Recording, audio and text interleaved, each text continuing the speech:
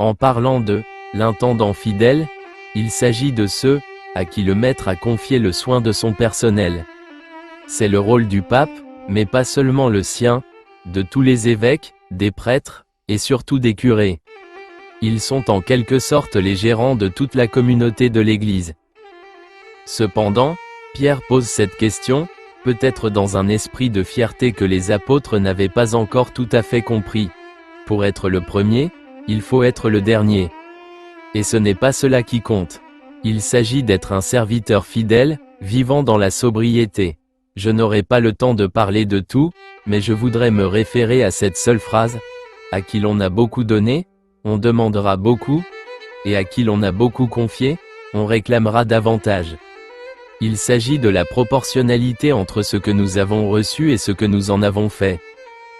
Il y a cependant une phrase précédente qui explique beaucoup, mais le serviteur qui n'a pas connu la volonté de son maître. C'est une question de connaissance de la volonté de Dieu. Je ne veux pas entrer dans les détails linguistiques du texte grec, je dirais seulement qu'en parlant de la connaissance de la volonté, on utilise un mot très important, la gnosis. C'est un ancien mot grec, très philosophique, qui signifie une connaissance cachée, la connaissance du mystère, du secret de Dieu. Et s'il est écrit là-bas que quelqu'un n'a pas reconnu, c'est quelqu'un qui a connu ce mystère de Dieu, mais qui ne l'a pas mis en pratique. Et c'est là que le moment est grave. Autrement dit, nous devons agir conformément à la foi, pratiquer la foi conformément à ce que nous avons compris. Mais ce n'est pas tant une question de connaissance intellectuelle de Dieu. La connaissance de Dieu n'est pas une question d'intelligence, car Dieu est un mystère.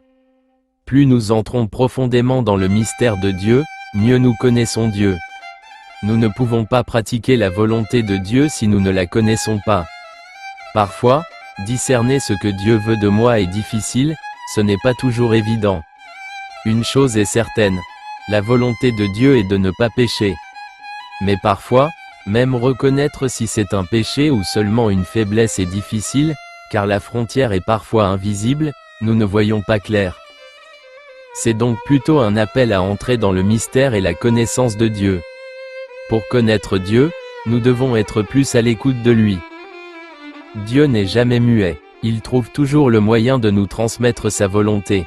Et le plus souvent, la voie la plus sûre pour connaître la volonté de Dieu est l'intuition du cœur. Celle-ci ne trompe pas, le cœur ne trompe pas, à condition que nous ayons appris à l'écouter dans la prière profonde et la méditation. Alors nous sommes toujours en sécurité. Si nous voulions juger les gens uniquement selon des critères tout à fait humains, sur la base de leurs responsabilités terrestres, ce serait trop simple.